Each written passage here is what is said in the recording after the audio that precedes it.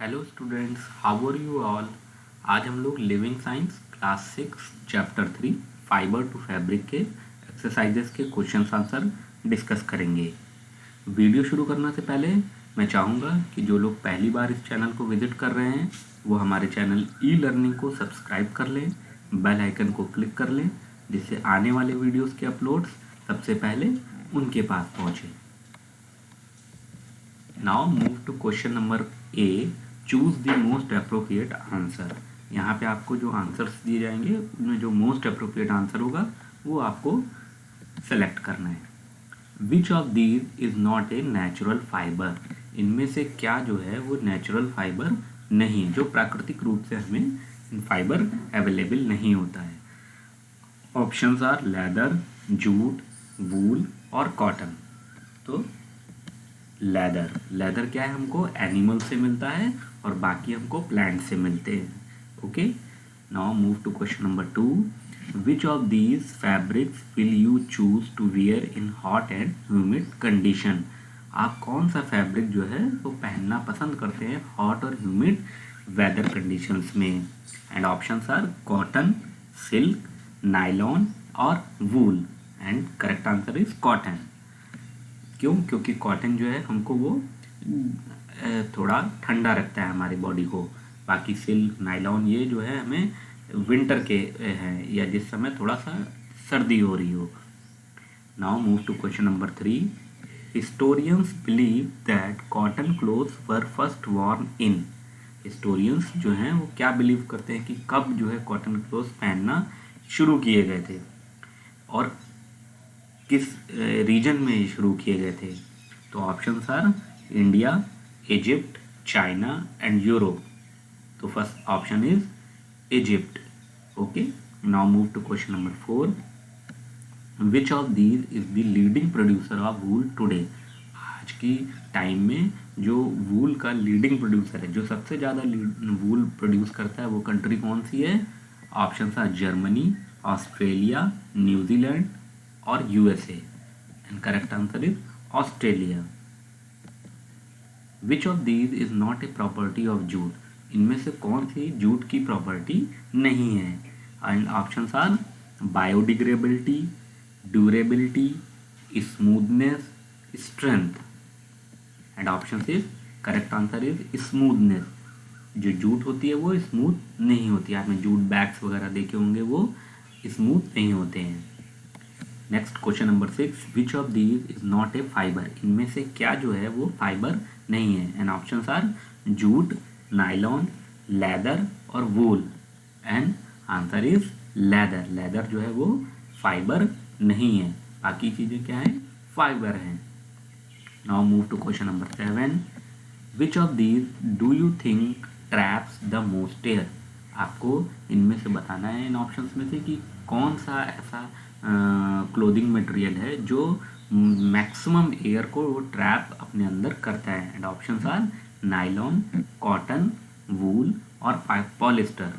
And option is wool. इसीलिए जो है हम लोग विंटर में वूल के कपड़े पहनते हैं, जिससे एयर जो होती है हमारी इंसुलेटिंग मटेरियल का काम करती है और वो नॉन कंडक्टिव होती है हीट को। तो जो हमारे शरीर की गर्मी होती है वो हमारे शरीर में रिस्टोर रह के रहती है। ठीक है, and option is correct option is wool. Now move to question number 8। Which of these is not a property of nylon. इनमें से क्या जो है वो नायलॉन की प्रॉपर्टी नहीं है। And options are light weight, strong, absorb water और wrinkle free. And correct answer is observe water. Nylon जो है वो वाटर एब्जॉर्ब नहीं करता है, like cotton. Okay, now move to part B, very short answer questions, give one word. अब यहाँ पर जो क्वेश्चंस दिए जा रहे हैं उनके आपको वन वर्ड में आंसर देने हैं। And first question is name one fibre each that is. इनमें से ऑप्शंस में से बताना है, सबके बारे में आपको एक एक और उसमें फाइबर्स के नाम लिखने हैं, जो स्मूथ हो, शाइनी हो, फ्लफी हो, रिंकल फ्री हो। एंड स्मूथ क्या होता है, कॉटन होता है आपका। शाइनी सिल्क होता है। एंड फ्लफी क्या होता है आपका, वूल होता है। और रिंकल फ्री पॉलिस्टर होते हैं। ठीक है, now move to question number 2। Cotton grows best in. Which soil of south India और which soil of north India. Cotton जो है वो साउथ, जो हमारे इंडिया का सदर्न पार्ट है वहाँ पे कौन सी सॉइल में होता है अच्छा, और नॉर्दर्न इंडिया में किस सॉइल में होता है। And correct answers are black soil of South India and alluvial soil in of North India. Okay. Now question number 3. To grow best cotton requires rainfall. Cotton को ग्रो करने के लिए कैसी रेनफॉल की जरूरत है? मॉडरेट रेनफॉल की जरूरत होती है। Now 4 number question, which is the rearing of silk worm for the production of silk. Silk worm, silk के प्रोड्यूस करने के लिए सिल्क वॉर्म का जो रियरिंग है उस प्रोसेस को क्या कहते हैं? Sericulture is the rearing of silk worm for the production of silk. Okay. Now question number 5, jute is one of the cheapest natural fibre, is it true और false? जो जूट है वो नेचुरल फाइबर है, सबसे सस्ता। तो answer is true, jute जो है सबसे सस्ता नेचुरल फाइबर है। Next question, jute grows best in area that get heavy moderate low rainfall. Jute जो है वो कौन से एरिया में होता है जहाँ पर रेनफॉल हैवी होती है, मॉडरेट होती है और लो होती है? And answer is heavy.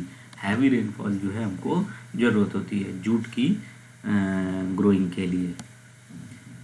Soaking the jute plant in water is called. अगर जूट प्लांट को जो है हम वाटर में जो सोक करते हैं उस प्रोसेस को क्या कहते हैं? Retting. Retting is the process in which jute plants are soaked in a water.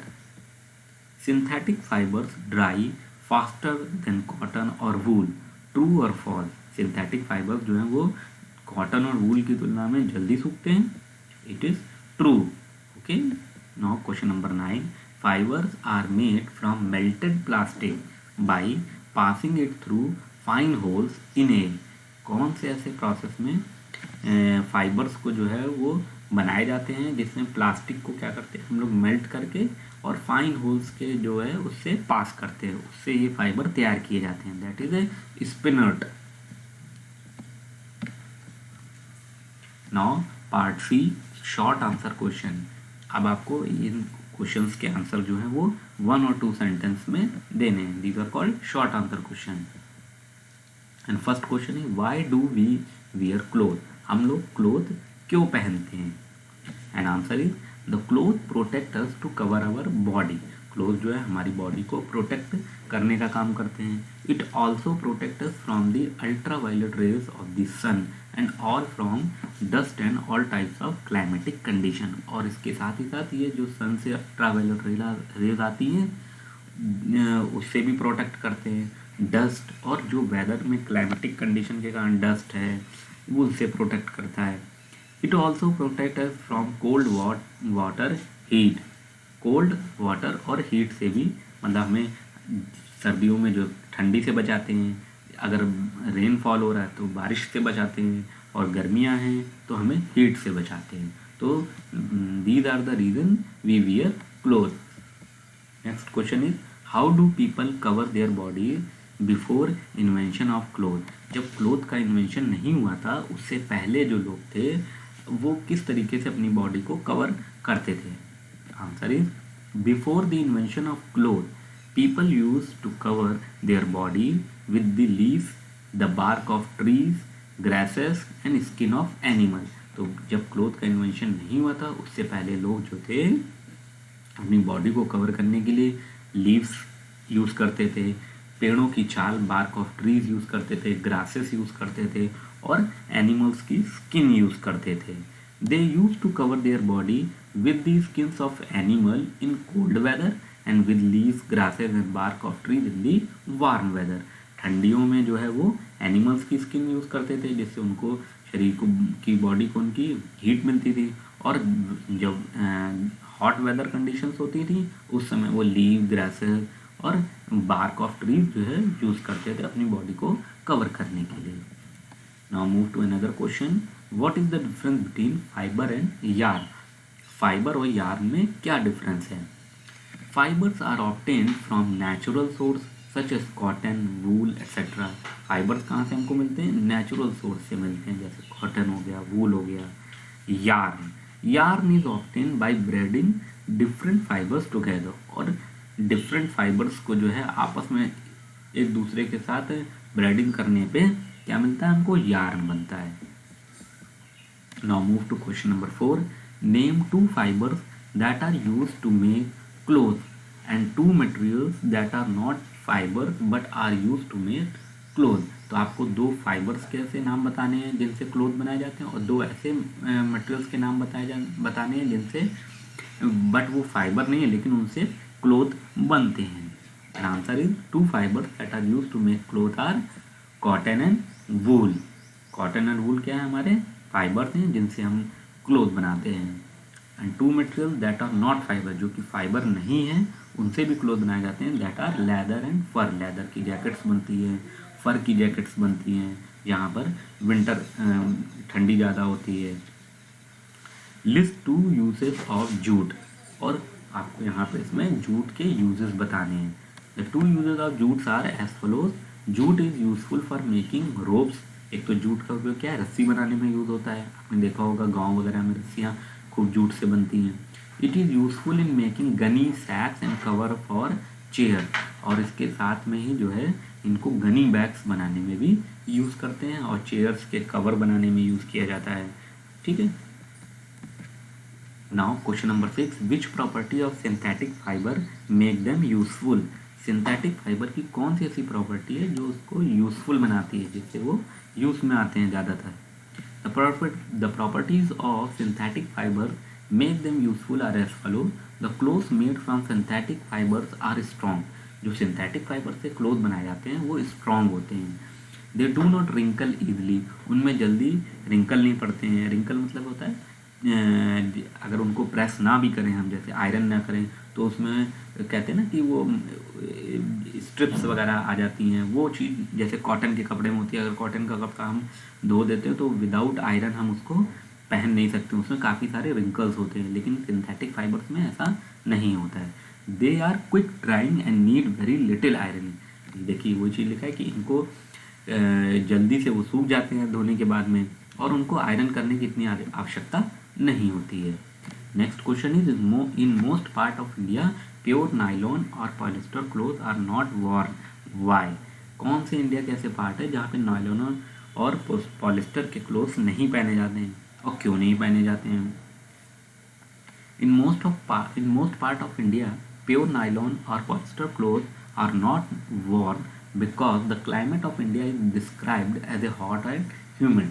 जहाँ पर हॉट और ह्यूमिड क्लाइमेट होती है वहाँ पे नाइलॉन और पॉलिस्टर के क्लोथ नहीं बने जाते। In most part of India nylon and polyester cloth are not warm, इसीलिए वहाँ पर नहीं पहने जाते हैं। They have less air spaces in them. जो नाइलॉन और पॉलिस्टर के क्लोथ होते हैं उनमें एयर स्पेसेस जो होता है वो बहुत कम होता है। And they do not absorb the water, और वो वाटर को एब्जॉर्ब नहीं करते हैं, इसलिए उसमें बॉडी से जो भी हमारे पसीना निकलता है, स्वेट निकलता है, वो अंदर ही रह जाता है, वो बाहर नहीं जा पाता है। ठीक है, इसीलिए जो है इसको पहना नहीं जाता है हॉट और ह्यूमिड कंडीशंस वाले जहाँ वेदर होते हैं। Now question number 8। Why does jute grow so well in Sundarban area. Sundarban area में जूट ज़्यादा क्यों ग्रो होती है? Jute grows well in Sundarban areas as 85% of silt and alluvial soil of India is present in this region। यहाँ Sundarban area में 85% area जो ऐसा है जहाँ पे सिल्ट और एल्यूवियल सॉइल जो है ये प्रेजेंट होती है इन दिस रीजन में। अपने इंडिया का जो 85% सिल्ट एल्यूवियल सॉइल है वो सुंदरबन में है, वो इसीलिए वहाँ पे जूट जो है वो ग्रो किया जाता है, क्योंकि जूट इसमें अच्छा ग्रो करता है। Now with this our objective questions and short answer questions are completed। अगर आपके इसमें कोई डाउट हो तो इसको आप कमेंट सेक्शन में मेंशन करिए, हम उसको आपको क्लैरिफाई कर देंगे। और यदि आपने इस चैनल को पहली बार विजिट किया है इसको सब्सक्राइब कर लीजिए और बेल आइकन को क्लिक कर लीजिए, जिससे आने वाले वीडियोस के अपलोड सबसे पहले आपके पास पहुँचे। और नेक्स्ट वीडियो में we will discuss long question and hot questions. तब तक के लिए thank you and happy learning.